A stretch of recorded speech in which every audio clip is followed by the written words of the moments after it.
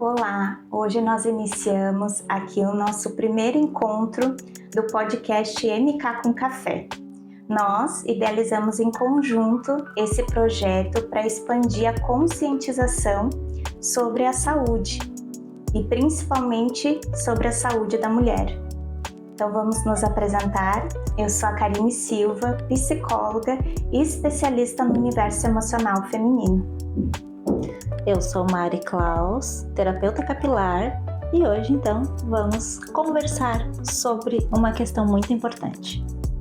Então vamos iniciar aqui falando sobre a endometriose e nada melhor neste primeiro momento de trazer uma vivência real para esse encontro. E por que com café, né? Para a gente trazer esse acolhimento e esse conforto. Então vamos aqui servir o nosso cafezinho e você também pegue seu café aí e venha nos acompanhar. Servir aqui para nós, né, Mar? Sim, um cafezinho é muito bom.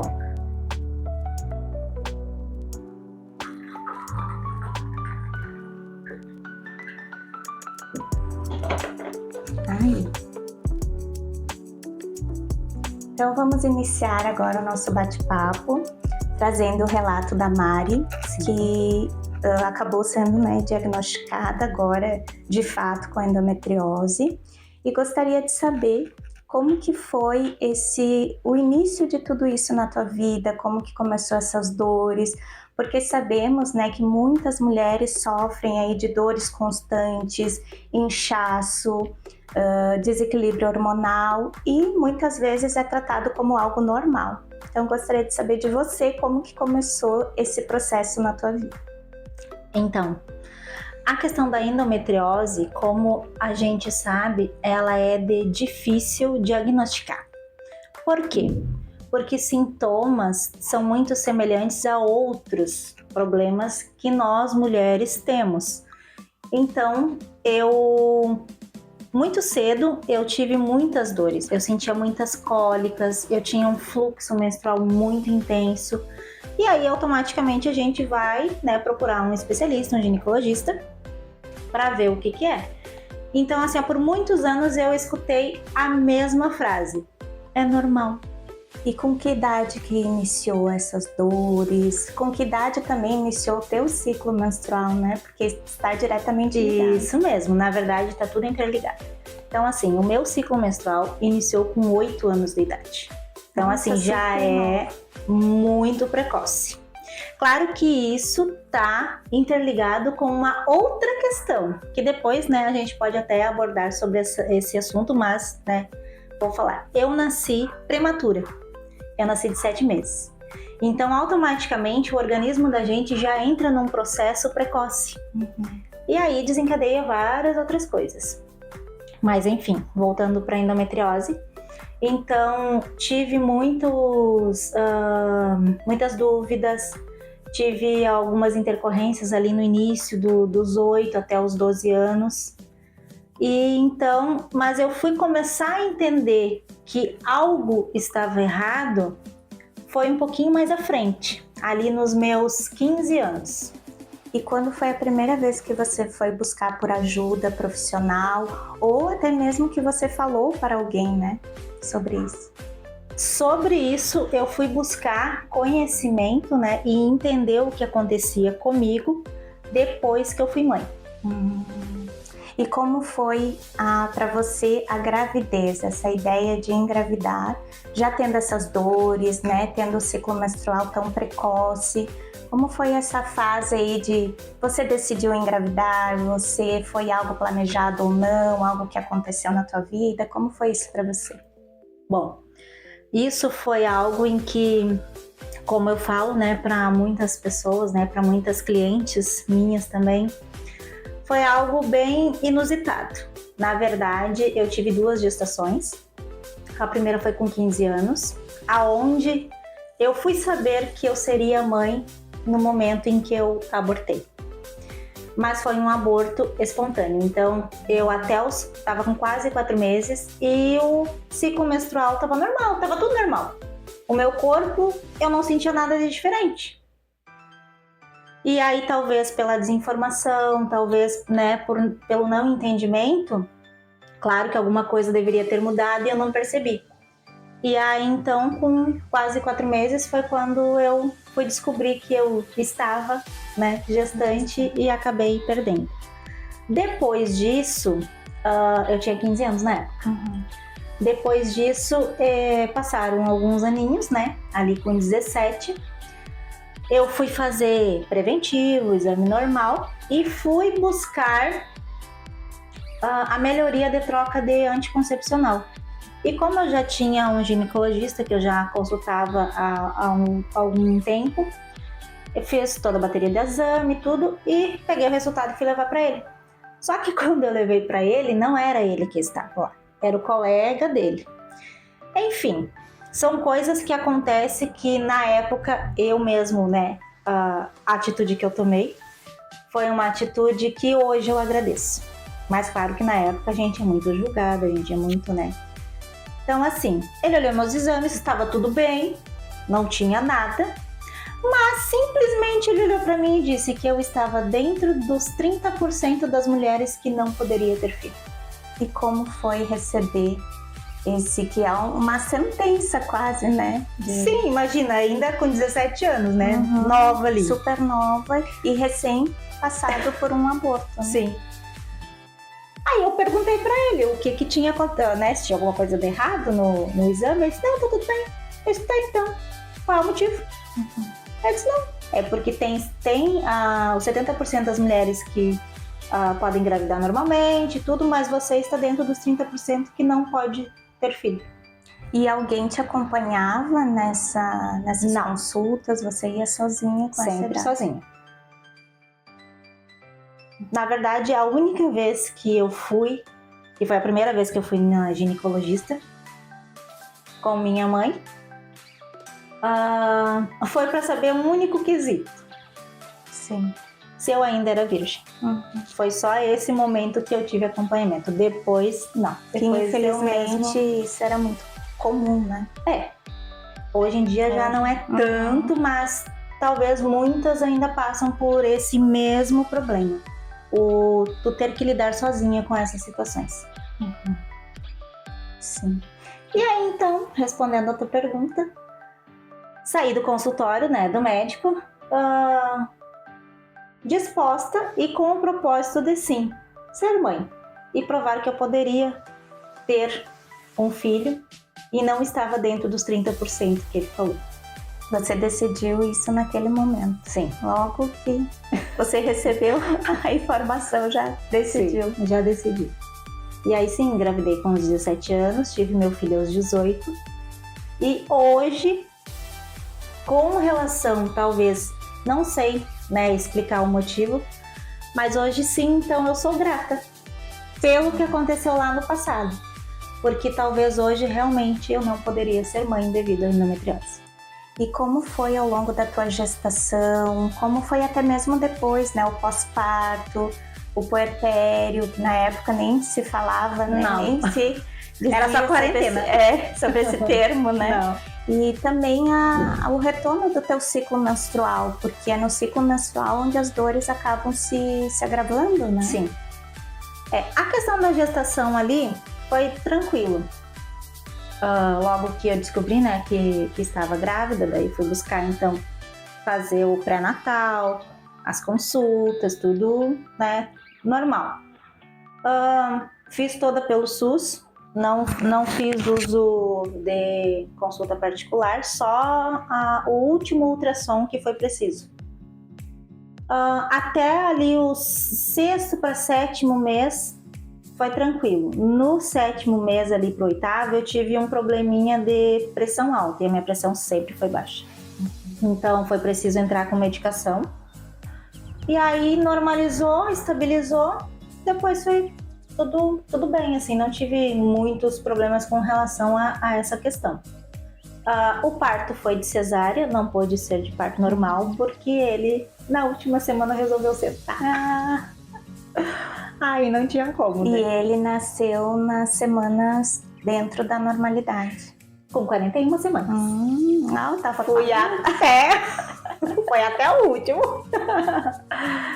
E assim, com relação ali à cesárea, foi claro que como é, né, a gente, como tudo na vida, quando vai ser a primeira vez, a gente fica ansiosa, fica nervosa, tu não sabe direito o que vai acontecer. Mas uma das coisas que choca até hoje, não é porque foi lá, né, há 21 anos atrás, é a questão de como você é acolhida no hospital. Principalmente pelas enfermeiras. Sim. Isso eu senti assim que até hoje eu vejo que as mulheres passam um trabalho com relação a isso. Porque tem a questão ali, tipo, tem mães que é solteira, tem mães, né, que não é. Mas a forma como elas abordam, e principalmente quando vai ser a primeira vez ali do parto, independente se é parto normal ou cesárea, ou o parto humanizado, que hoje, né, tem bastante, é a forma de como tu é recebida, porque a gente, quando é a primeira vez, a gente não tem essa visão, essa experiência, é tudo novo. Então elas tratam, claro, eu entendo também o outro lado hospitalar, porque já é rotina. Sim, é o dia a dia, né? Exatamente. Só que quando é uma paciente que é a primeira vez, ela não sabe nem o que tem que fazer. Sim. E aí, então, assim, a questão da preparação é a questão até das nomenclaturas que elas utilizam, né? Que às vezes é tão pesado, é uma coisa desnecessária, que não precisaria. Mas, enfim, né? Tem profissionais e profissionais. E aí, então, nossa, foi bem assim, o primeiro momento foi tenso. Mas depois, quando eu descobri que ia ser o meu próprio ginecologista que ia fazer a cesárea, daí foi mais tranquilo. E aí você se sentiu mais segura. Sim. E nesse momento você tinha acompanhante, estava sozinha também? Não, tinha acompanhante. Até ali antes de entrar pro bloco tinha acompanhante, mas depois daí não podia, né? Aí depois da cesárea, e é tudo muito rápido, é tudo muito assim. Quando eu achei que ele ia começar a fazer a cesárea, o Vinícius tinha nascido. Aí, claro, tu vai pra sala de recuperação. Aí na sala de recuperação, sim, é tenso, porque é muita coisa acontecendo ao mesmo tempo. E as enfermeiras já querem, agora não, porque agora eu já vejo que no próprio bloco cirúrgico eles já colocam o nenê a fazer a primeira peca, né, do mamar. Mas naquela época não, naquela época tu saía do bloco cirúrgico, tu ia pra sala de recuperação e o bebê ficava lá na outra sala. E não sei por que cargas d'água, elas levaram ele lá onde eu tava. Então, tipo, eu acordei e elas já trouxeram ele. E ali a gente ficou umas 5 horas juntos. E aí fomos direto pro quarto. Então, assim, eu já havia passado por uma cirurgia, não desse tipo, mas então já estava mais, né, acostumada com essa questão. Mas depois, sim, depois ali de passar os 2 dias, daí começa a rotina, o não explicar, que eles têm bastante essa questão assim de não explicar como vai ser o processo, sabe? É simplesmente levanta, vai tomar banho e volta. Muito... Então, assim, é tudo muito automático. E para quem já tem, né, já teve o primeiro, segundo, terceiro filho, ok, mas quando é a primeira vez, tu fica perdida. Sim. E aí, isso sim é uma coisa que a gente, né, sente bastante essa questão. E aí depois, então, se passaram uns meses, né, voltei a tomar medicação com 4 meses. Sim. Foi preciso esperar. Prescrição? Ou... Sim, até por causa da cesárea. Porque como eu tive uma... agora eu não vou lembrar o nome. Mas eles fizeram, na cesárea, o doutor já fez uma retirada de um coágulo que tinha. Sim. Que na época eu nem sabia que existia. E aí, então, foi preciso esperar, normalizar ali. Vinha o primeiro ciclo de novo, né? Depois do parto. Que, assim, foi tranquilo. Não foi muito... Achei que ia ser pior. Mas foi tranquilo, assim. Eu não tive muita complicação. Aí, depois, sim, quando eu comecei com a medicação, aí começou toda a função. Porque daí tem os efeitos colaterais. Tem as dores, aí tu fica inchada. E aí, como eu ainda estava amamentando, né? Então é tudo altos e baixos, é bem complicado. Sim. E aí passou-se. Aí passou-se os anos, né? Uhum.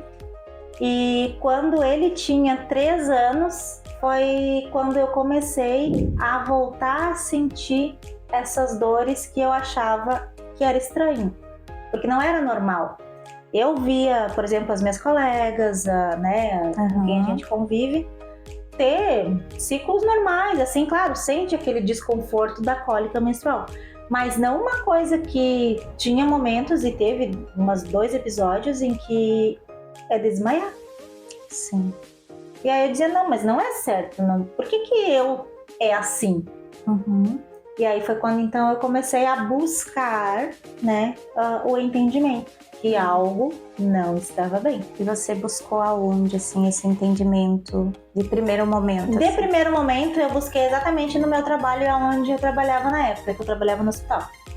Uhum. Aí como eu tinha acesso aos médicos, então eu perguntava, aí eu mandava para outro especialista. E aí foi indo. Aí uma das vezes foi preciso fazer uma cauterização. Sim. Por causa de uma ferida no útero que apareceu.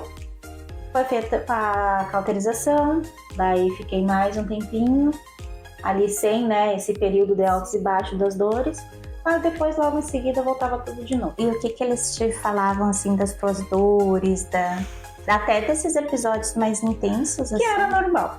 Uhum. O meu ciclo era normal, a cólica era normal, tudo era normal. E o teu fluxo, ele era intenso?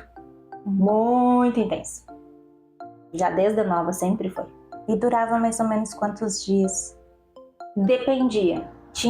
Dependia do mês, às vezes era 5, 6. Tinha meses que era 3 dias. Era assim, eram os 3 piores dias e do nada parava. Mas daí tinha meses que era mais. E só para a gente trazer aqui para as pessoas que estão nos acompanhando e que possam se identificar também, porque esse é o nosso intuito, né? Sim. Trazer essa conscientização através de relatos reais, né? Então, além das dores, assim, que é mais de sintomas que você tinha? O inchaço, muito inchaço, principalmente a questão do corpo, né? Porque além da gente estar tomando, hoje os anticoncepcionais, eles estão um pouquinho mais evoluídos. Mas na época, que ainda existe hoje, o ciclo 21, microvular, tem outros nomes, né, que agora não vou lembrar. Então, assim, esses eles têm um alto teor, né, de hormônio. Então, muda muito. Muda a questão do corpo, é dor de cabeça, é náusea. E aí, automaticamente, o médico vai sinalizando e fazendo as trocas. Só que essas trocas é um dos grandes problemas. Porque daí, além da questão de desregular o ciclo, também tem a questão da o organismo tentar se adaptar. Imagina, tu tá com um teor de hormônio, né, de uma porcentagem ali alta. Aí, do nada, para aquele, espera vir o ciclo, aí começa outro. Então, é complicado essa questão. Claro que eu sei que hoje em dia já tem várias, né, outras possibilidades. Tem outros métodos, né? Tem injeções, tem adesivo, tem, meu Deus do céu, tem o DIU. Mas, assim, com relação à endometriose, é uma coisa que eu fui buscar praticamente sozinha. E como foi para você chegar nesse termo, né, endometriose? Porque até hoje é algo que eu atendo muitas mulheres, né, que não têm o conhecimento do que de fato é endometriose e nem sobre a palavra em si, né? Então, como que você foi investigar e foi descobrindo esse termo, o significado? A questão da endometriose na época, né, ela veio através da cirurgia que eu tive que fazer da retirada do ovário esquerdo com um cisto que pesou 110 gramas. Então você descobriu o cisto quando ele já estava avançado? Não, eu descobri o cisto por causa de uma hemorragia que eu achava que era menstruação. Sim. Só que simplesmente emendou. Foi 1 mês, 2 meses, 3 meses e não parava nem com a medicação. Aí até que um dia eu passei muito mal e me levaram para o hospital. Só que quando me levaram para o hospital, por eu estar inchada, eles acharam que eu era gestante. E me botaram na ala de gestante. E você tinha quantos anos? Eu já tava com 22. Com 22 anos. E aí me botaram na ala de gestante. Até tu explicar que não tinha nada a ver com o que eles estavam achando. Que eles estavam achando que eu tinha abortado. Eu disse, não, eu não estava grávida e nem estou grávida. É que simplesmente começou o sangramento e não parou mais. Continuei tomando a medicação, tudo, e não cessou. Daí então eles fizeram o exame de sangue, fizeram ultrassom vaginal, fizeram ultrassom abdominal. E aí na primeira noite não apareceu nada. Aí me deixaram mais um dia lá. Aí a outra médica de plantão chegou e disse, não, algo de errado tem, porque não tá certo. Nem a medicação que eles me deram no hospital na veia não parou o sangramento. Ela disse, não, enquanto a gente não descobriu o que é, tu não sai daqui. Aí foi que ela me mandou de volta, aí eu fiz raio-x, fizeram outra eco. Aí na eco descobriram que eu estava com um cisto no ovário esquerdo. Ele era bem pequenininho.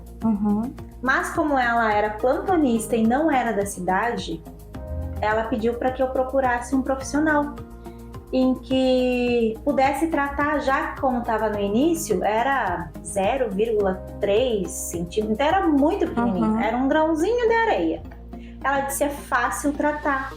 Com a medicação, ele some quando tá assim no início. Aí ela disse, não, tu tem que procurar um médico que saiba do assunto, né? Tá. Daí pedi informação para outro, me mandaram para um médico mais antigo da cidade que tinha. Sim. Ah, isso aqui era particular.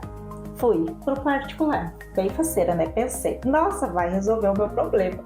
Porque não parava o sangramento. Aí tá, cheguei no médico. E eu, na época, eu sempre fui muito magra. Eu pesava 45 quilos. Eu e o cabo da pessoa não tinha diferença. E aí ele olhou pra mim, foi lá, examinou e disse assim, é fácil resolver o teu problema. Como? É só ter um filho. Eu disse, não, mas eu já sou mãe. Sim. Meu filho já tem 3 anos. Não, mas vamos aproveitar que tu tá com uma ovulação boa. Eu disse, eu não quero engravidar. E não quero ter outro filho agora. Esse era o tratamento indicado. Esse era o tratamento indicado. Aí eu disse, mas doutor, não dá pra tomar uma medicação, alguma coisa? Não. Pensa. A decepção. Aí eu disse, vou procurar no SUS. Aí foi, aí entra na fila, aquela coisa toda que todo mundo já tá acostumado. Demorou, isso foi em fevereiro. Demorou exatamente 5 meses para eu conseguir a primeira consulta com outro gineco. E isso, já nesse período, eu já tinha aumentado mais o sangramento, então assim, parava, voltava, as dores estavam aumentando e a barriga também. A barriga também estava aumentando. Aí cheguei lá, como eu tinha só aquela eco que eu fiz no hospital, ele disse, eu preciso de um novo exame, porque pelo tamanho que tá a tua barriga e o sangramento que tu tá, deve ter aumentado. Lá fui eu, fazer todo o processo do SUS. Entrar na fila, daí ali demorou mais 4 meses. Sim. Ou seja, já tinha dado quase 9 meses. Entrei e fui fazer o tal do exame. Quando eu fui fazer o tal do exame, eu descobri que não era um cisto que eu tava já. Eu já tava com 2. De um já tinha virado 2. E já estavam bem grandes. E aí, tanto é que o profissional que fez, ele disse, nossa, pelo tamanho que tá agora é só cirurgia. Eu disse, meu Deus, meu mundo caiu. Eu disse, outra cirurgia? Eu disse, tá. Quando é que fica pronto o resultado? Ah, só daqui 1 mês pra senhora vir buscar. Eu disse, meu pai amado. Contei os dias, semanas e tudo. Fui lá bem faceira buscar o exame. E já marquei para ir levar pro médico esse que tinha pedido. Quando eu cheguei no posto, eu descubro que o médico tinha sido transferido e não estava mais na cidade. Aí eu digo, eu não acredito. Vai ter que passar pela outra ginecologista. Lá fui eu para outra ginecologista. Mas nesse período, todo esse tempo, o problema já não estava tão simples assim. Eu já não conseguia me alimentar, nada parava. Já tinha emagrecido muito, e daí já estava entrando na questão de anemia. E só ouvindo que era normal, que não era nada. Aí cheguei na ginecologista, outra que eles mandaram. Quando eu cheguei nela, ela olhou pra mim e disse assim: quero um teste de beta-HCG, que é o exame de gravidez. Eu disse: mas eu não tô grávida. Ela disse: não. Quero um teste de beta-HCG. Quando tu trouxer o teste, aí eu resolvo o teu problema. Na mesma hora, né? Não pensei duas vezes, saí e fui lá fazer o teste. Aí mais 15 dias para retornar para a consulta dela. Nossa, aquele dia eu cheguei muito feliz da vida. Eu disse: ai, graças a Deus alguém vai resolver meu problema. Porque quando a gente pensa em resolver o problema, não é só a questão do sangramento, não é só a questão ali do desconforto, é a questão das dores. É horrível.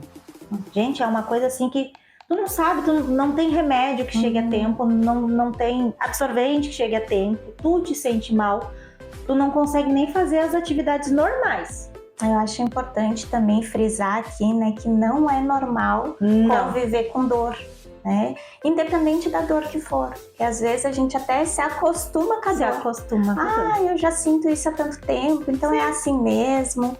E pode muito, né, agravar a situação. Então não é normal conviver com dor, né? E como foi então para você receber? Então você fez esse procedimento, a cirurgia da retirada? Então, eu fiz a retirada, só que antes de fazer a retirada, até eu chegar no abençoado médico que resolveu realmente o problema e que começou o tratamento da endometriose até eu vir para Santa Catarina, que eu morava no Rio Grande do Sul.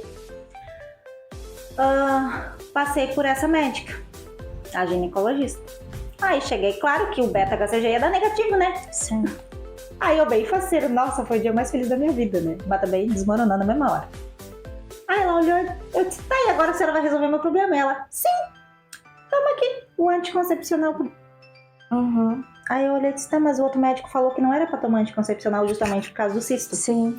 Porque dependendo do anticoncepcional, ao invés de diminuir, ele aumenta, ele acelera o processo da hemorragia e também do crescimento.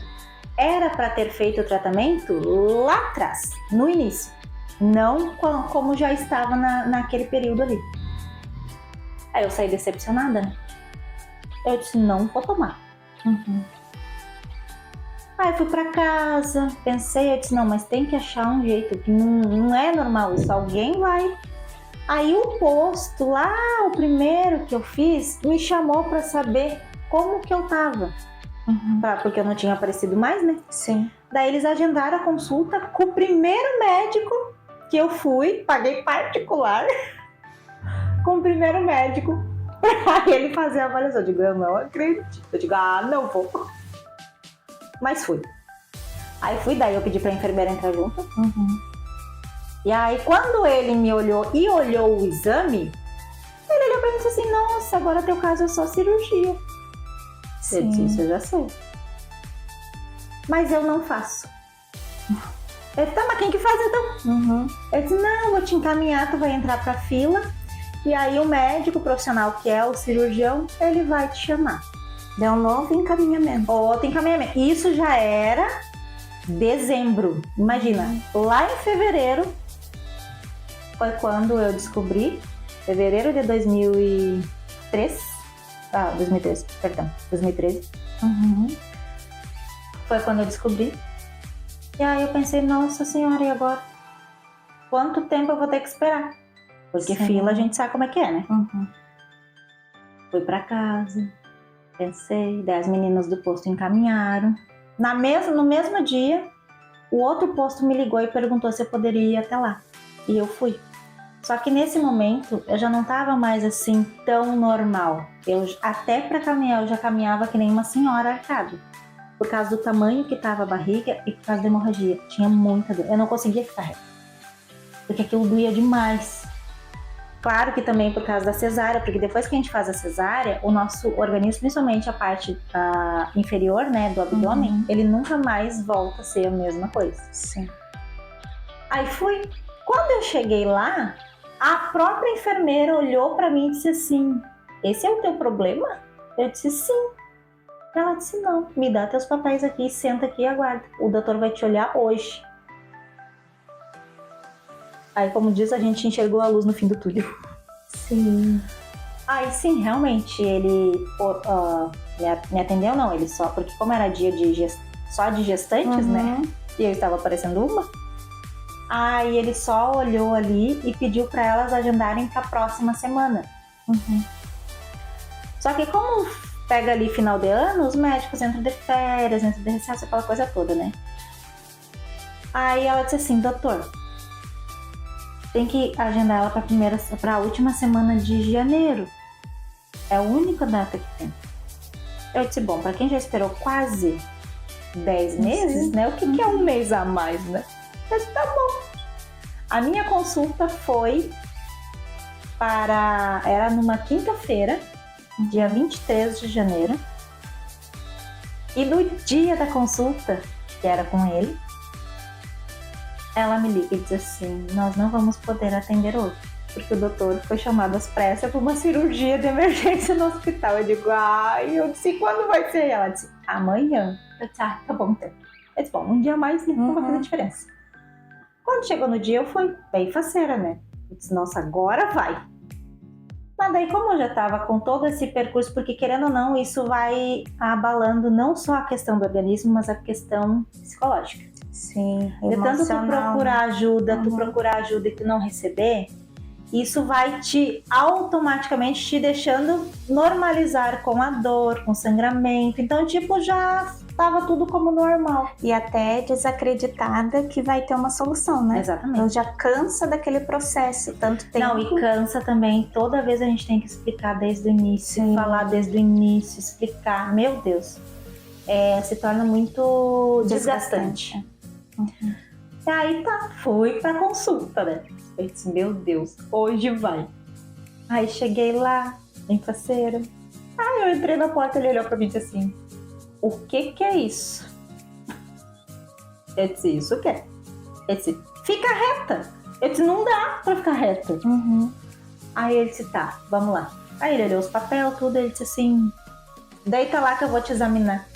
Aí eu disse: doutor, não dá, porque eu estava com hemorragia. Aí ele: tá bom. Não, mas deita lá que eu vou examinar. Aí foi quando, na época do ultrassom de antigamente, era as televisãozinhas quadradinhas, aquelas pequenininhas, né? Preto e branco ainda. Quando ele só colocou fez a primeira volta do ultrassom ali, ele deu um grito dentro daquela sala, chamou a enfermeira e disse: já pra cirurgia. Ela não pode passar dessa semana, senão vai arrebentar. Tava tomado. O ovário esquerdo já não existia mais, era só o cisto. Era só o cisto. Aí eu disse: como assim? Ele disse: não. No máximo até sexta. Isso era numa sexta. No máximo até a próxima sexta tu tem que estar no bloco cirúrgico. Se romper, eu não tenho como te socorrer. Aí começou a saga da cirurgia. E era pra ficar de repouso. Não fiz repouso nenhum. Aí então chegamos, né, até o dia da cirurgia. Não foi fácil, porque quando se trata de SUS, o que acontece?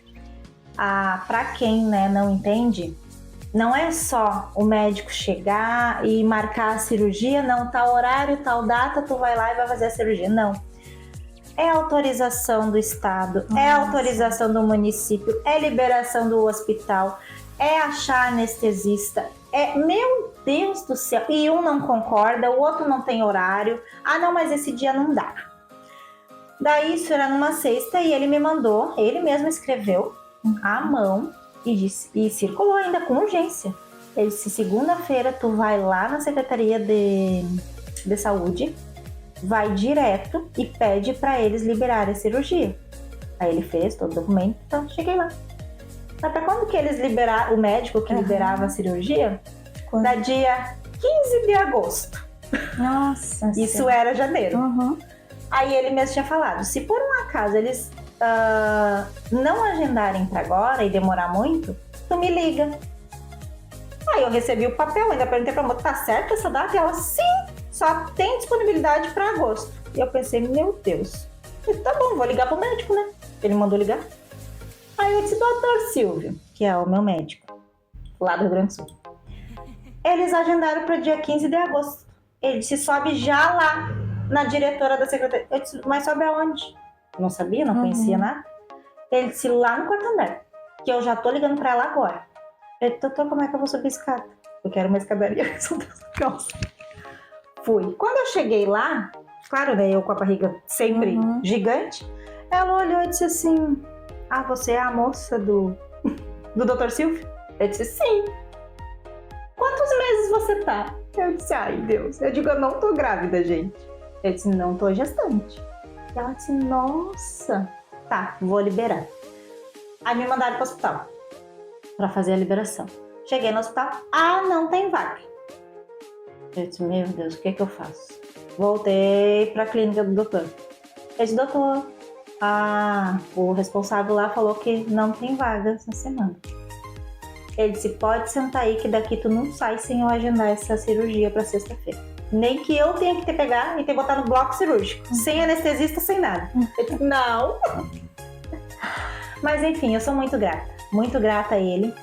Porque realmente, se não fosse ele ter tomado essa atitude, só Deus sabe o que poderia ter acontecido.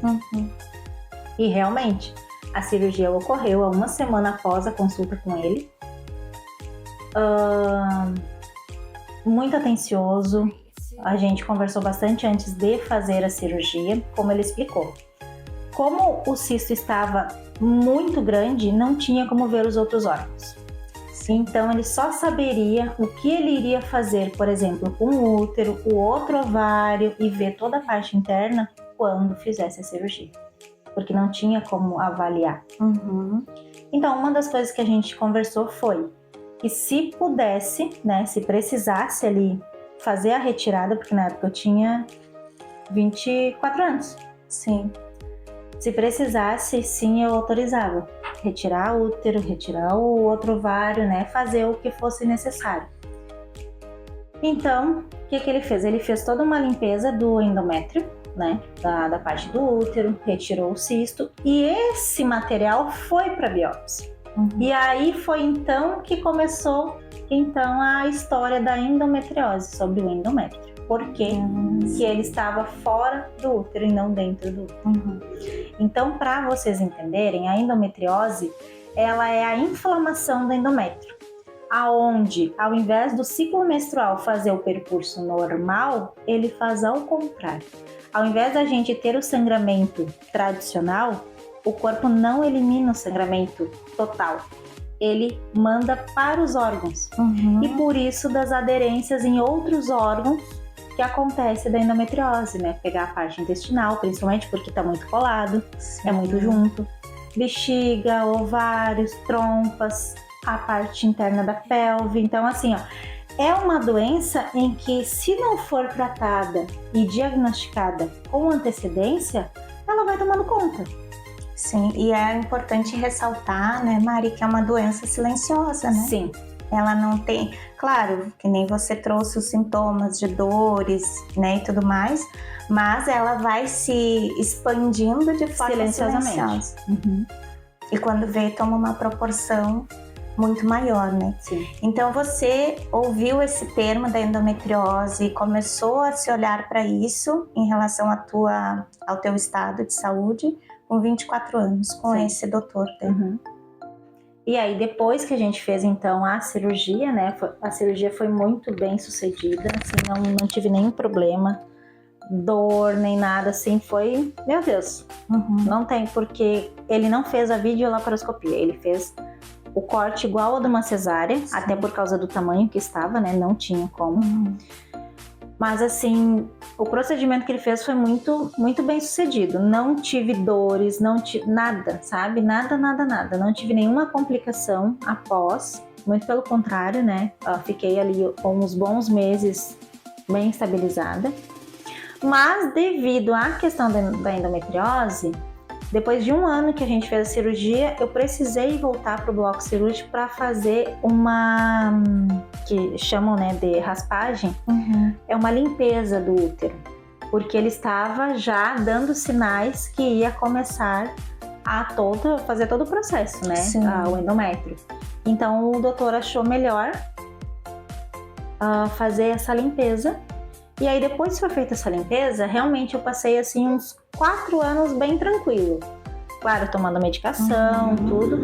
Mas assim, tinha o ciclo menstrual, mas não tinha aquelas dores horrorosas. Não era tão intenso, tão dolorido. Sim. Só que depois de passado esse tempo, começou a ter outras dores. Só que daí eu não entendi. Aí eu fiz colonoscopia, não tinha aparecido nada na época. Passei por outras baterias de exame e nada constatava.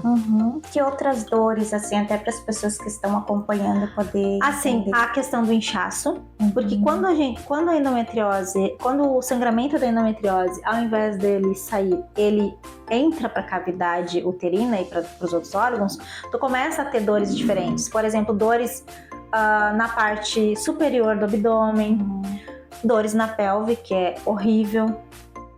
Quando tu vai urinar, às vezes dói, e aí que começa o problema, porque quando tu tem sintomas assim, eles vão investigar, por exemplo, se tá com dor, né, pra urinar, eles vão achar que é cistite, que é infecção urinária, que é cistite, ou que é um cálculo renal.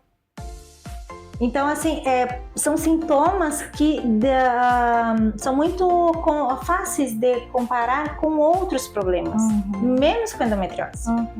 E os médicos que não têm o conhecimento e que não estudaram essa parte, isso passa batido. Sim. Nunca eles vão dizer que é uma endometriose. Até porque até mesmo o ginecologista, né, que é formado, especializado nessa área, ele não vai ter o conhecimento e o estudo de tudo, porque são muitas patologias, enfim. Então, por isso de um especialista. Exatamente, mas tem que ser um ginecologista que seja especializado em endometriose profunda, porque ele vai ter um outro olhar. Ele já vai olhar como um todo. Não como um tratamento, vamos dizer, com uma pomada. Vai fazer o uso de 14 dias da pomada, porque daí o que acontece? Desregula todo o fluxo. Teve uma época que eu achei que eu estava com um problema bem grave, porque tipo, era corrimentos estranhos, era até a questão do cheiro também altera, porque altera o pH nosso interno, altera todo o sistema hormonal, né? E aí, daí me mandaram fazer um tratamento, fiz por 14 dias, né, com a pomada, tomando medicação, não sei o que, e aquilo não aliviava, eu não sabia o que era. Eu disse, não, mas tem alguma coisa errada, porque nem com a medicação. Aí ela disse, não, mas vamos fazer uma eco. Daí quando fizeram a eco, que daí foram ver que realmente o útero estava maior do que o tamanho normal. Ele estava aumentado de tamanho. E ela disse, que estranho, porque eu já não tinha mais, né, relacionamento com o pai do meu filho, então tipo, já estava solteira, não tinha relacionamento nenhum. Ela disse, é estranho, porque tu não tá tendo, né, o teu organismo não está em funcionamento ativo. E ele está produzindo, ela falou o nome na época, mas tipo assim, ele tá reagindo como se tivesse. Ela disse, é estranho, porque geralmente isso não acontece. Ela disse, não, vamos então, né, trocar. Aí tomei antibiótico. Por quê? Porque a imunidade estava baixa. Sim. E aí, olha só como uma coisa está muito interligada com a outra. Depois de alguns meses, eu comecei a ter muita dor abdominal na parte superior. Eu disse, mas não tá certo. Eu comia, vomitava, nossa, era comidas gordurosas, não conseguia comer. Aí eu fui descobrir que a pessoa estava com o quê? Com pedra na vesícula. Mas o que aconteceu? As pedras na vesícula já estavam sinalizando que outra parte do organismo também não estava bem. Então, na verdade, o que acontece? A endometriose, ela não é só a parte interna ali, não é só a parte, vamos dizer assim, a questão ali sexualmente falando, Sim. ela interfere em tudo, Uhum. em todo o nosso organismo. Então, através das pedras na vesícula, que daí a gente foi descobrir que outra parte não estava funcionando bem. Então tá tudo muito interligado. Aí lá fui eu pra cirurgia de novo. Sim. E como foi para você conviver esses anos, né, com a endometriose? E quando foi o diagnóstico mesmo, né, de te falarem é endometriose?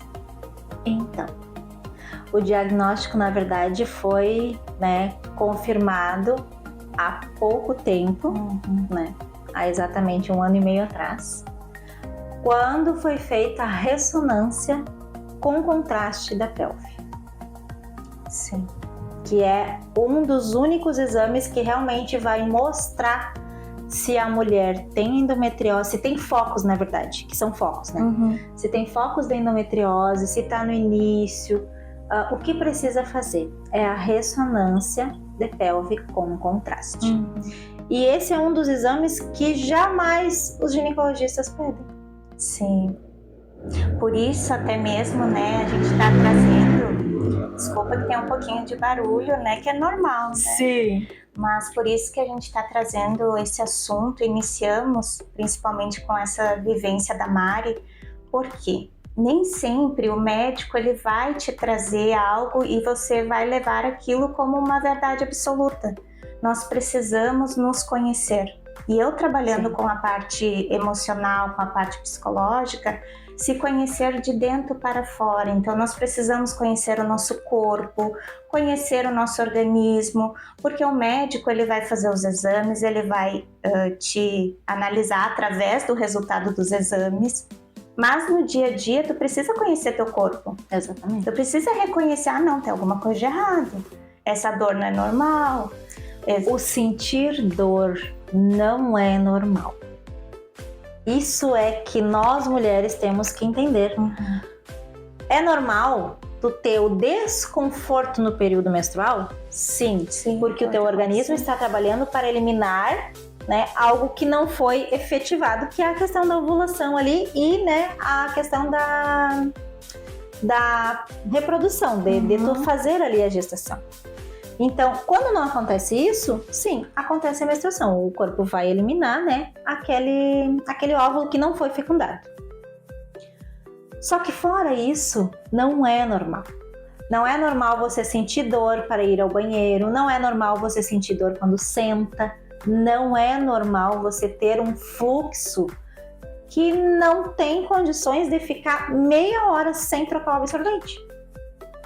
Sim. Não é normal essas coisas. Só que eu não sei, essa parte é difícil porque a gente que já passou, né, por todo esse processo aí, eu não entendo por que os médicos acham uma coisa tão normal. Não consigo entender. Aí envolve também outras questões, né? Não vou entrar na área da medicina, que não é a minha especialidade, mas entrando na área da psicológica, né?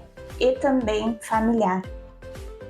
Porque gerações aí se torna cultural, né? Sim. Passar isso de gerações em gerações, que é algo normal, que é assim mesmo, como foi constituído até mesmo a sexualidade. Quando eu digo sexualidade, não é fazer sexo, né? Sexualidade está ligada ao corpo. Sim. Como foi passado isso, né, na infância, na adolescência? Tinha esse tipo de assunto, era um tabu, tinha essa segurança, esse acolhimento, e tudo começa daí. Inclusive da própria gestação da mãe. Porque sim, o bebê começa a sentir desde a vida intrauterina. Sim. E como foi passado, né? Como foi passada a gestação da mãe? Como foi passado isso para o bebê? Depois como esse bebê se desenvolveu? Então a gente vê aí que é uma sequência, né, muito mais profunda. Sim. É uma patologia física do corpo, mas que sim se inicia também de aspecto psicológico, emocional. Como a gente sabe, né, os estudos eles estão muito avançados, mas o que acontece? Que muitas mulheres perguntam e realmente os médicos não têm como responder, porque essa questão da endometriose, essa patologia, ela não tem, vamos dizer assim, uma resposta exata. Por quê? Ela pode ser desenvolvida geneticamente, ela pode desenvolver isso, porque o endométrio todas nós temos. Sim. Agora, a disfunção dele é que é o detalhe. Então, ele pode ser desencadeado pela má alimentação, ele pode ser desencadeado por causa das medicações, então é uma série de fatores. Pode ser desencadeado pela questão nossa do organismo interno, porque a endometriose nada mais menos é que é inflamação do tecido endométrio. Isso é a endometriose. E aí o que acontece? Quando ela se desenvolve dentro da gente, é como se fosse uma peneira. Vamos dar um exemplo bem básico. A peneira, né, ela é toda furadinha. A endometriose faz isso com o nosso organismo. Aonde o tecido, né, endometrial, aonde ele acopla ali no órgão, ele destrói. E quando ele destrói, ele vai procurar outro órgão.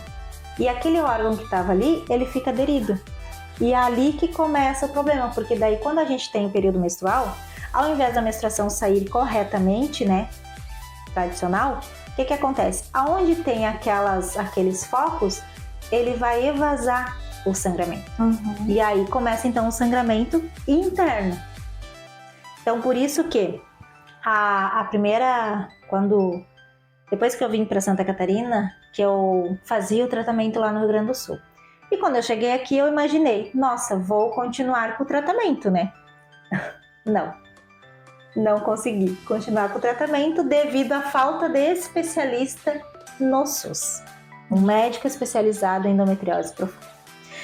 E aí foi quando eu comecei a ter outras disfunções, que foi quando piorou, que foi o sangramento intestinal.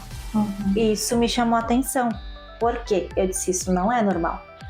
Se eu estou tendo sangramento intestinal no mesmo período da menstruação, é porque tem algo errado. Aí eu fui procurar então, né, um médico ginecologista pra gente poder ver o que eu conseguia fazer. E aí todas as respostas sempre foi a mesma. É normal. Sim. Não é normal. Voltou com essa questão, olha, para nós termos uma ideia aí, né? Mesmo tanto tempo depois, tantos anos, a resposta ainda continuava sendo a mesma. Ah, isso é normal, nossa, tu é jovem. Hoje eu estou com 39 anos. Tu é jovem ainda. Vamos fazer um tratamento. Aí quando ele falou que vamos fazer um tratamento, né, já fiquei um pouco aliviada. Eu disse, graças a Deus, né? Algum anjo vai... Vamos fazer um tratamento gestacional? Novamente a mesma. Não vamos. Sim. Assim, isso é uma das questões que nós mulheres, a gente passa muito por isso. É a questão da gente poder ter a autonomia do nosso próprio corpo. Sim. Se é uma mulher, eu entendo que o que acontece? O fator da endometriose tem a questão da infertilidade.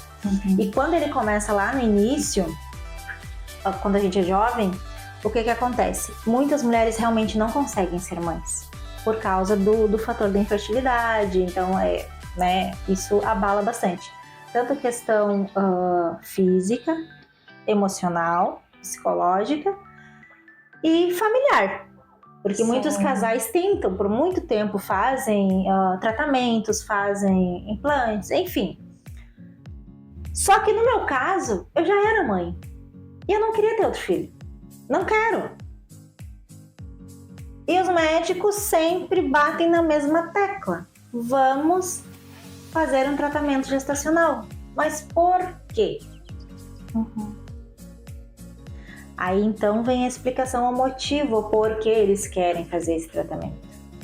Porque quando a gente está no período menstrual, período gestacional, a gente não menstrua. Sim. E a endometriose, ela vive do quê? Da menstruação. E aí, claro, isso não é regra e não é todas as mulheres. Mas já foi estudado que tem algumas mulheres que conseguem eliminar a endometriose. Tipo, acaba com o problema na gestação. Sim. Só que isso é raríssimo. Não é todo organismo que consegue se reestruturar de novo. E aí, então, eles têm essa visão que, fazendo um tratamento gestacional, né, tendo uma gestação, aí os hormônios também, eles mudam. Então, vários fatores. Só que eles também têm que entender que nós mulheres, a gente tem esse poder de decisão de não querer.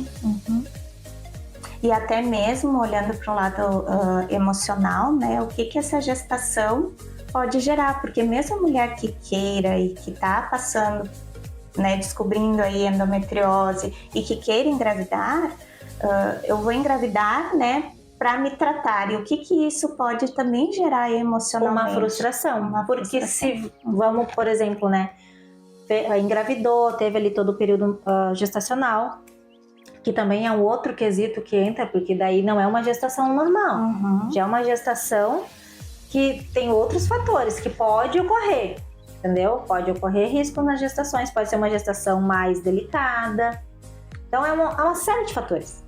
E aí vai que a mulher engravida, tem ali o bebê, tudo, e ela descobre que não foi resolvido o problema. Continua com endometriose. Então, são várias coisas em que a gente fica pensando, por quê? Por que passar por um processo desses? Porque o que eu, né, vou falar assim, o meu entendimento e o meu sentimento, não é questão de medicina nem de médico, mas, por exemplo, se hoje, né, da forma como está a questão da endometriose, se eu fosse fazer o requisito ali que todos os médicos, não foi um, não foi dois, não, todos os médicos, cirurgiões, ginecologistas, sem ser ginecologista especializado em endometriose, todos falaram a mesma coisa. Vamos ter um bebê para resolver o problema. Sim. Mas o que acontece? Vamos supor, tá, eu decido querer ter, né, passar pelo processo gestacional, ok, tá. Mas no meu entendimento, por exemplo, uma gestação, ela é para quê? É para ti se tornar mãe, é para ti passar por um processo que é totalmente diferente do que resolver um problema. Ele não é um tratamento para uma patologia. Ter um filho não é um tratamento para patologia, gente. Pelo amor de Deus. Até porque o filho é pro resto da vida, né? Sim.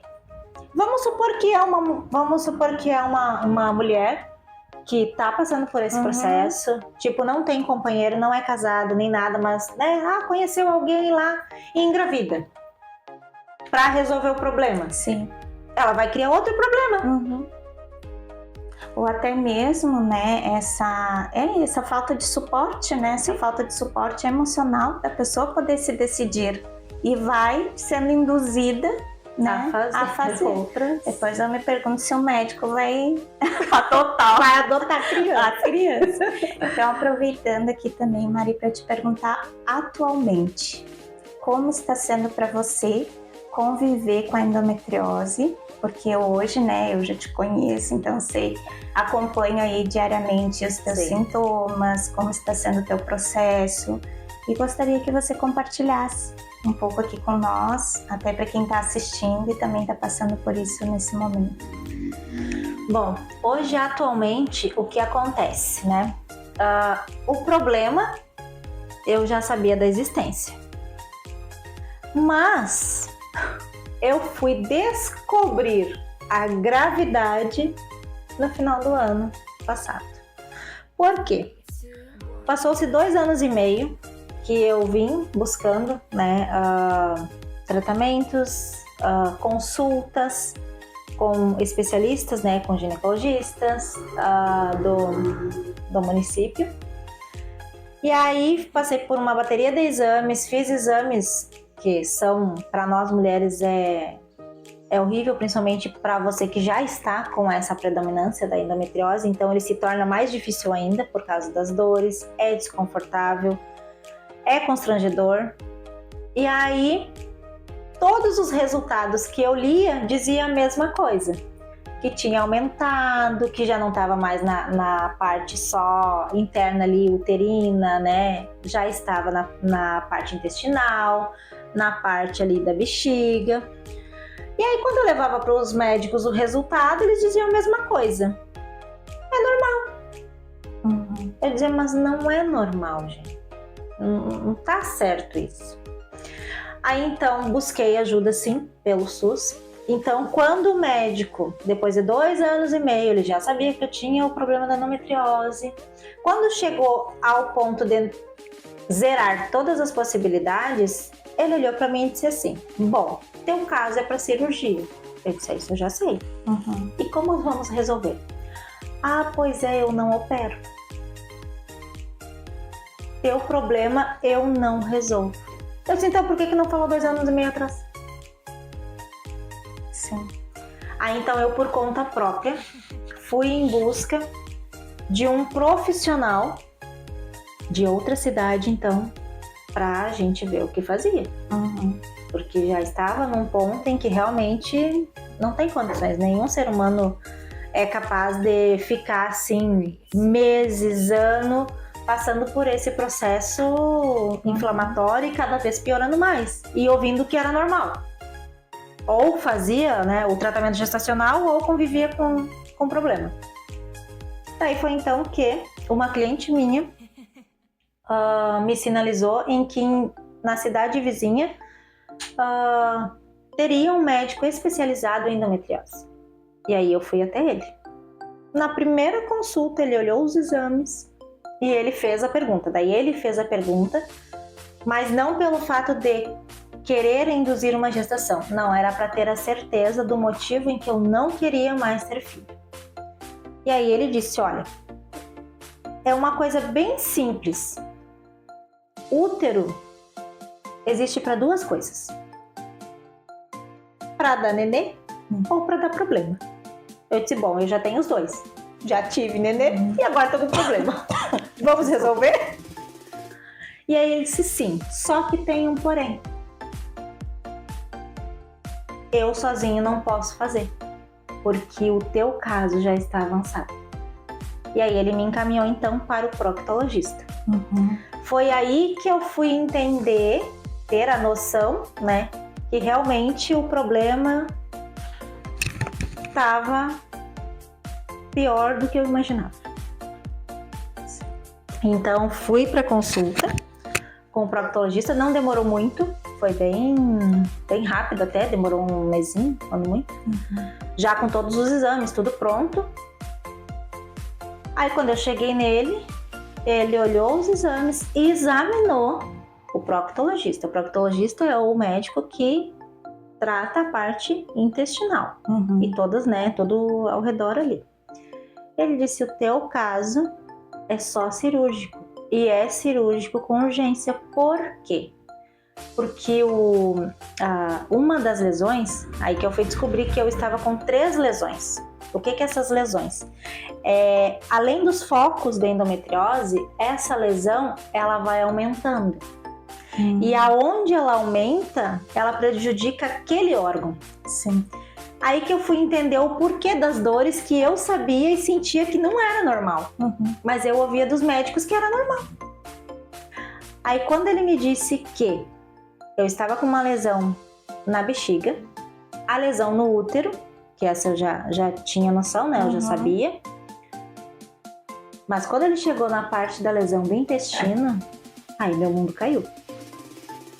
Porque daí ele foi bem, assim, categórico. Bem categórico. Ele disse, a tua lesão do intestino é a que mais me preocupa. E não é porque eu sou especialista da área.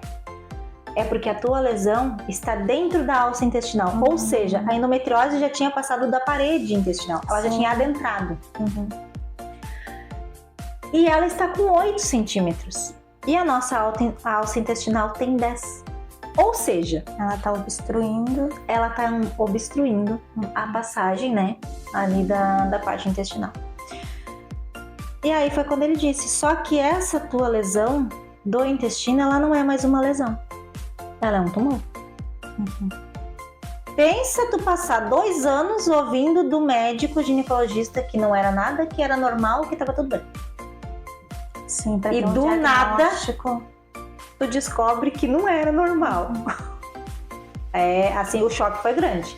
Porque uma coisa é a gente saber da doença ali, do problema. Outra coisa é tu entender a profundidade, a gravidade disso. Aí, realmente, só que daí ele disse, olha, a única coisa que eu tenho pra te dizer, não tem esse tipo de cirurgia, realmente pelo SUS, não tem. Por quê? Porque não vai ser só eu que vou fazer a cirurgia. A gente precisa de uma equipe toda, ou seja, é uma equipe multidisciplinar. Precisa então do ginecologista especializado na endometriose, precisa do proctologista, e não é um, são dois, porque enquanto um faz a retirada, o outro faz eu não vou saber a nomenclatura medicinal, mas tipo assim, um retira o problema e o outro conserta ali o órgão. A limpeza. O órgão. Urologista, nutricionista, físio, o médico dos rins, porque para minha surpresa, a endometriose também já está lá no rim. Então, quando eu vinha consultar na UPA com dor na coluna, que eu achava que estava com dor na coluna, não era coluna. Era a endometriose lá atrás, avisando que já estava lá. Então, olha o tamanho da desinformação, né, e do perigo. Sim. Porque até pra gente tomar uma medicação, a gente que tem endometriose, é muito perigoso. Aí eu fui entender por que quando eu tomava medicação, quando eles me davam o tramal na veia para aliviar a dor, realmente a dor pélvica, ela aliviava, mas em compensação a dor atrás, gente, era horrível. E eu não entendi o motivo. Sim. E eu fui entender o motivo quando eu cheguei no proctologista. Que daí ele disse, não, ele tirou todas as minhas medicações de dor, ele disse, não pode. Por quê? Por causa da lesão do intestino. Sim. Por isso que não pode tomar. Aí fiz um período de tratamento ali com uma medicação natural que foi manipulada para ajudar a aliviar um pouco. E aí depois dali 1 mês e meio, suspendeu total. Ele se deu. O teu organismo já não aceitou mais, então vamos retirar.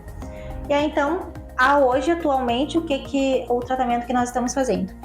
Por causa dessa lesão que ela está grande e ela pode, né, vir a obstruir a qualquer momento, ele optou em a gente continuar sem o período menstrual. O que é isso? Não é tomar um anticoncepcional tradicional. Hoje o que eu tomo é o Alurex, que ele é na verdade é um normalizador da parte hormonal. Porém, ele não é um anticoncepcional. Sim. Porque ele não serve para não engravidar, não é para isso. Mas ele bloqueia, é para bloquear o fluxo, é para bloquear a menstruação. Mas para te ver como tá tão intenso a doença, que agora que vai fazer 1 mês que eu tô tomando, né? Que eu já tô desde janeiro fazendo o tratamento. Os primeiros meses, nem a medicação conseguiu segurar o fluxo. Nós paramos, fizemos uma pausa para ver, né, como é que o organismo ia reagir e voltamos de novo com esse medicamento. E assim, hoje em dia tá amenizado a questão do sangramento, graças a Deus. Não tive mais o sangramento intestinal e nem o sangramento normal por causa da medicação. Mas em compensação, sim, as dores elas continuam. É o desconforto abdominal, não é tudo que a gente pode comer. Ele fez a retirada de vários alimentos, né, para não comer, que são alimentos inflamatórios para o nosso organismo. Então, estamos assim e aguardando, né, a cirurgia. Então você teve que mudar muita coisa da tua rotina, da tua alimentação, da tua vida, por conta desse diagnóstico e da proporção que ele tomou no teu organismo. Então, Mari, eu gostaria que você olhasse para a câmera e que você deixasse uma mensagem para todas as pessoas que estão nos assistindo, né, nesse momento, que você gostaria de deixar para elas, de dizer para elas? Primeira coisa, assim, ó, não é nem questão assim de nós mulheres já adultas, não. É iniciar já desde o início, lá para você mulher e mãe que tem uma filha mulher, gente, não, assim, ó, não espera. Se você vê que a sua filha tem dores, né, que não é o normal, que não é o tradicional, ali só uma cólica menstrual. Se você vê que a sua filha não tem um fluxo muito intenso, que ela reclama, que dói, procura. Não custa. Às vezes é melhor pecar pelo excesso do que deixar acontecer, né, o que hoje muitas mulheres passam. E para vocês mulheres, né, maduras, não aceitem. Assim, ó, se o seu médico disser que mesmo você relatando que você tem dor, e uma coisa que eu não, né, acabei esquecendo de comentar, mas quem tem endometriose passa muito por isso. A dor na relação. Sim. Isso não é normal. Se você tem um desconforto e dor na relação com o seu parceiro, procura o ginecologista, porque não é normal a gente sentir dor. E é bem importante também trazer isso e poder também conscientizar não só as mulheres, mas todas as pessoas, mulheres, homens. Sim. Porque o parceiro também acaba participando de todo o processo junto, né? E como que é, né, ter ou não ter a rede de apoio. Sim. Ou o entendimento da pessoa que está ao teu lado. Sim. Isso é muito importante, porque assim, ó, também não só a questão do entendimento, mas para a parte masculina, né, para os homens, o que acontece? Muitas vezes, se o casal não tem um diálogo aberto e o homem não acompanha, no caso, a mulher, né, nas suas consultas, enfim, o que acaba acontecendo? Isso também é um fator em que é um tabu para os homens, porque os médicos também não explicam. Eles entendem o quê? Vamos supor, a mulher tá com esse problema e vai ficar, vou usar bem o termo popular, que é o que o pessoal utiliza, vai ficar fria, não vai querer mais ter relação. Gente, não é isso. É porque assim, ó, são dores que uma relação, ela é para ser prazerosa. É para ser prazeroso, é para ser gostoso, é pro casal, é uma união, é para unificar, intensificar a união do casal. Só que quando a gente começa a não ter esse prazer, a forma confortável de ser, ela se torna dolorosa. Então, quanto mais avançado está a endometriose, mais dor a gente sente. Porque a gente não tem, nós mulheres, a gente tem né, os altos e baixos normais, só que com a endometriose isso intensifica. As dores na relação intensificam. Não é todo momento, né, que a gente... Não é que a gente está disponível, mas tipo, a dor ela não começa na hora que tu vai pra cama. Ela começa muito antes.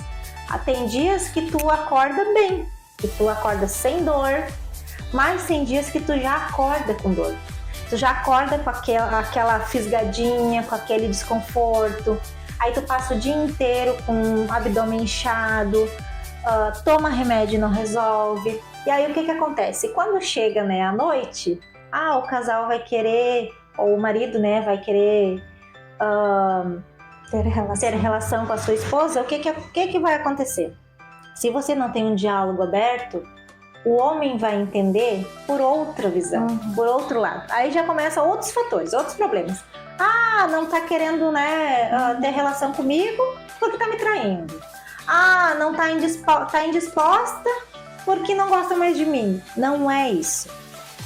Por isso que é muito importante, sim, o parceiro ter essa visão e ter esse entendimento do que é. E acompanhar, né? Exatamente. Acompanhar junto, porque uma coisa também é o que a mulher escuta na consulta, né? E quando ele está acompanhando junto, ele também vai estar ouvindo e vai estar absorvendo aquilo de uma forma diferente. Sim. Que a gente sabe, né? Que uma coisa é o parceiro estar falando, outra coisa um profissional estar falando.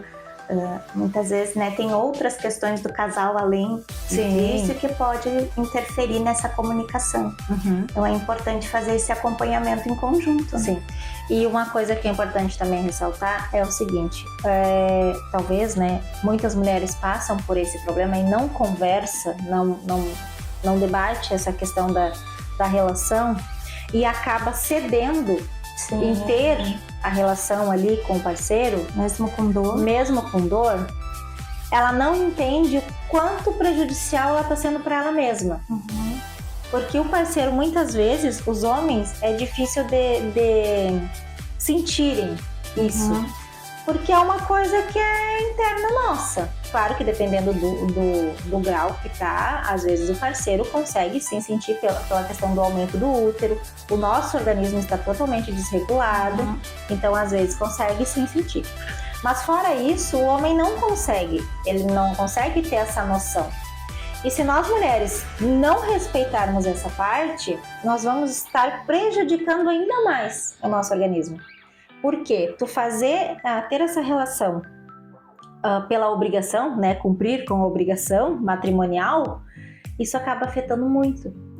Porque o que era para ser prazeroso se torna doloroso. E quando se torna doloroso, no atrito ali do relacionamento, tá prejudicando o órgão lá dentro. Então, para ver como é muito profundo isso. Sim, e pode criar uma proporção ainda mais grave, né? Ainda maior. Sim, hoje tem, né, mulheres que já passaram por problemas assim, aonde ao invés de melhorar, piorou ainda mais, principalmente a questão do útero, que é o que está mais em contato ali, justamente por isso, pela questão do atrito na hora do relacionamento, cria-se feridas no útero. Então, é uma coisa delicada, entendeu? E assim, já de antemão, não é uma doença que passa de uma pessoa para outra. Isso é importante também. Não é. Informação. E para a surpresa dos homens, homem também tem endometriose. Só que a diferença é que o homem não tem o endométrio, mas o homem tem o tecido endometrial, em algumas partes do corpo. Então, sim, alguns homens podem desenvolver endometriose também. Só que daí é outro nome, né? Eu não sei a nomenclatura, mas é a mesma coisa. Mas sim, tem homens que podem desenvolver isso, porque é a inflamação do tecido. Ver quanto isso, né? Quanto a gente falta de informação, né? E quanto a gente também precisa se conscientizar de buscar essa informação. Exato. Então, Mari, tem mais alguma coisa para hoje que você gostaria de acrescentar?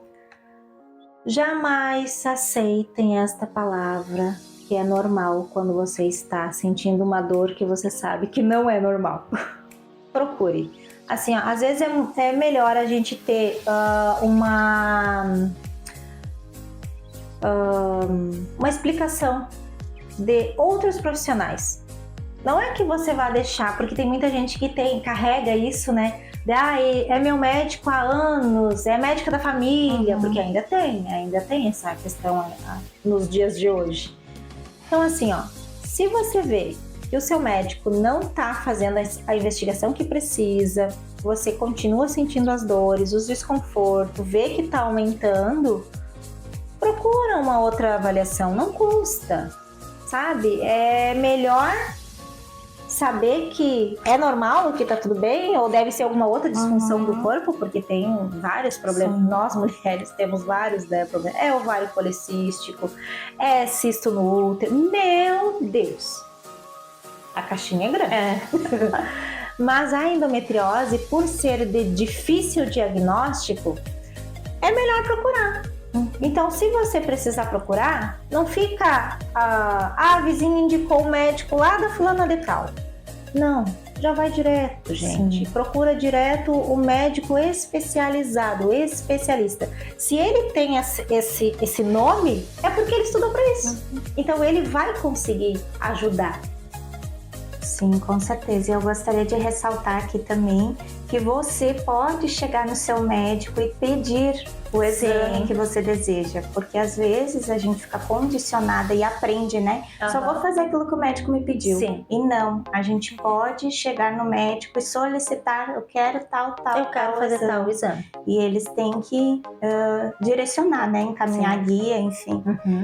Então, de hoje, né, gostaria de agradecer a todos vocês que nos acompanharam até aqui e também agradecer a Mari por trazer esse relato de experiência, que eu sei que é algo que mexe com o emocional. Sim. E que você já está nesse processo há tanto tempo, né? Mas, com certeza, está sendo luz para o caminho e para a trajetória aí de muitas mulheres que estão sofrendo. Sim. E assim, essa questão da endometriose, ela, além do nosso, o tecido endometrial, né, que a gente tem ali, ela também tem um fundo emocional. Então, hoje, muitas pessoas, quando me veem, assim como eu estou, né, arrumada, maquiada, né, não entendem que o problema ele é interno. E também, se a gente intensificar o problema, mais prejudicial ele vai ser. Sim. Porque ele tem um fundo emocional também. Isso nós podemos falar em outro momento. Então, para vocês entenderem que, às vezes, a gente, quando recebe o diagnóstico da endometriose, ele é um diagnóstico um pouquinho chocante. Por quê?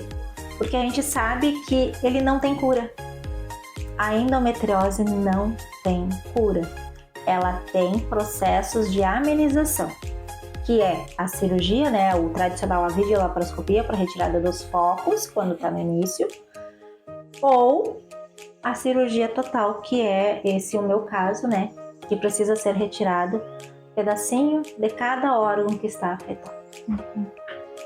Mas com isso, no início, quando eu recebi essa notícia, né, que eu teria que retirar os pedaços dos órgãos, me chocou. Porque até então, quando eu sabia que era o útero, eu já estava, né, entendida do assunto. Já entendia que ia precisar retirar o útero, o ovário, eu achei que era algo só simples. Mas quando ele me ressaltou que precisaria mexer nos outros órgãos e retirar toda a parte interna da pelve, que é onde tem, né, o maior tecido endometrial, aí o choque foi maior. Foi difícil de tu ouvir, é difícil a gente ouvir isso. E é difícil a gente aceitar, porque mexe sim com muita coisa. Ainda mais uma cirurgia nessa proporção. Porque, tipo, não é uma cirurgia que tu vai fazer, ele vai mexer num órgão. Não, é uma cirurgia que precisa ser mexido em todos os órgãos ao mesmo tempo. Então, por isso que ela é uma cirurgia mais invasiva, é uma cirurgia mais delicada e a recuperação também é bem mais lenta. Sim. Mas, quando as pessoas enxergam a gente assim, como eu estou, elas não entendem que a gente está com dor. Mas não é por eu estar com dor que eu vou deixar isso ser a prioridade na minha vida. A prioridade na minha vida é resolver o problema e não dar foco maior a ele. Então, isso está interligado assim na parte psicológica. Então, quanto mais você intensifica que está com dor, que o problema é grande, enfim, que você se coloca como uma vítima, isso piora. Com certeza. E acompanhando aqui a Mari, eu sou prova de que não tem dia que ela não chegue aqui e não faça o trabalho dela bem executado, não converse, não dê risada. E isso não significa que tá tudo bem, né? Exatamente. Mas não ficar na lamentação, sim, já é algo, né, que muda muito o contexto. Sim, e isso muda principalmente a questão interna. Por quê? Claro, ali as 2 semanas após eu ter recebido a notícia, não foi fácil. É um choque, né? Não foi fácil porque até eu entender que o processo é demorado e lento, E outra, a gente não nasceu para ser retirado pedaço de órgãos, né? Fui buscar ajuda também, não só na parte medicinal, mas também na parte espírita. E isso é uma das coisas que hoje está ajudando bastante, porque isso é um fortalecimento e um entendimento interno da gente. Porque não é só a questão do físico, do organismo. Ele está interligado nas nossas emoções, nos nossos sentimentos. E diga-se de passagem, estou vendo por um outro lado. E isso é uma das coisas que está ajudando muito. Mesmo que eu recebo, e não pensem que as pessoas chegam até mim, né, clientes, enfim, todo mundo que sabe do assunto e conhece, não pensa que elas chegam e dizem: ai, Mari, como é que tu tá? Não. Já teve algumas pessoas que chegaram para mim e disseram: nossa, achei que tu tava pior. Eu disse: como assim? Não entendi essa parte. Ai, tu tá linda, maravilhosa, maquiada, até emagreceu. Eu disse: bom, não estou fazendo nenhuma atividade para emagrecer, muito menos fazendo... como é que chama a alimentação? Dieta. Dieta. Então, quer dizer que se eu emagreci assim do nada, é porque o organismo já tá te dizendo que tem algo errado. E não é que eu emagreci, eu desinchei, porque eu estava inchada. E aí tu ouvir isso, né, de uma pessoa em que realmente não tem entendimento do assunto, mas, por exemplo, sabe, convive contigo ali. E aí, por que eu vou estar me lamentando? Eu trabalho com o quê? Com beleza, com emocional, com tudo que é para melhorar o universo feminino, a mulher.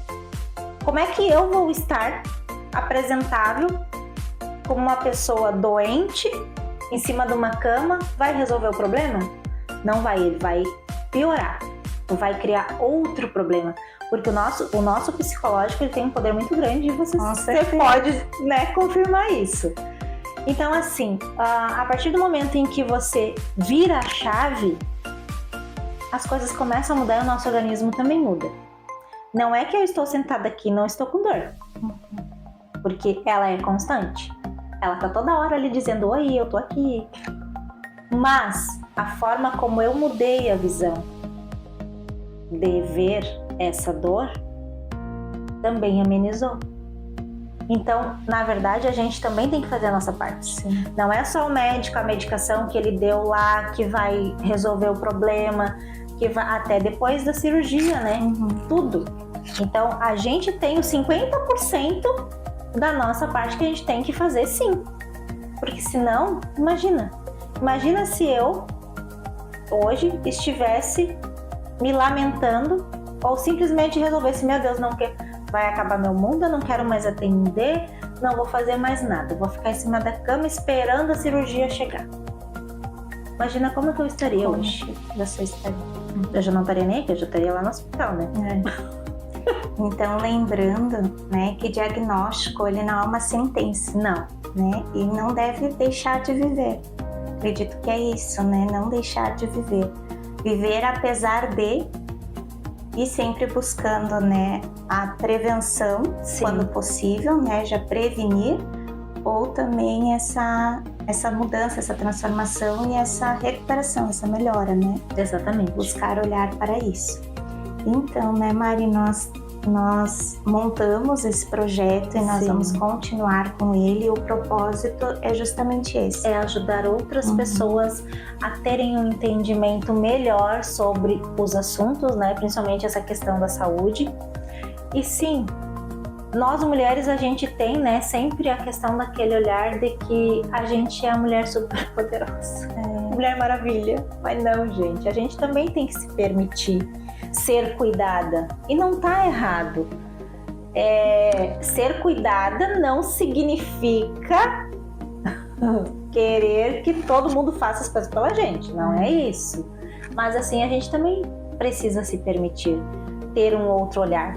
Porque às vezes, não só na questão da endometriose, mas, por exemplo, até a questão do câncer de mama, que na maioria das vezes a gente só descobre quando a gente sente o caroço, né? Ou quando dá alguma outra disfunção. Mas por que que a gente toma esse choque tão grande? Porque a gente deixou de se cuidar lá na frente. A gente deixou de ir procurar saber se estava tudo ok, se precisava fazer algum exame. Não é buscar a doença, é buscar ao prevenir. Por isso já existe a palavra prevenir. Prevenir é melhor que remediar, já dizia a minha falecida avó. E saiba que você não está sozinho. Você está com nós. A gente está aqui, né? Para ser amparo, ser suporte e ser conscientização. Então, nós teremos também agora outros momentos, né? Outros encontros aqui do podcast com outras temáticas e também trazendo convidados para poder acrescentar ainda mais. Né? Esse nosso projeto é justamente isso. É a gente trazer experiências reais, mas também a gente ter um suporte, né, um embasamento dentro da medicina e dentro, né, da questão ali profissional. Então, sim, ele não é só uma questão de contar a nossa história, né, ou contar a história de alguém, mas é para um embasamento profundo, justamente para ajudar vocês a terem uma visão diferente e saber como procurar essa ajuda, por onde começar. Porque eu mesmo no início, eu não sabia por onde começar, eu não sabia nem o que procurar, para dizer bem a verdade. Sim, então é para ser um facilitador na vida das pessoas, né? Então, se você também está passando por esse processo ou conhece alguém que esteja passando por isso, deixe aqui nos comentários e compartilhe esse vídeo aí para alcançar ainda mais pessoas e poder ser essa corrente aí de conscientização. Gratidão por hoje. Gratidão.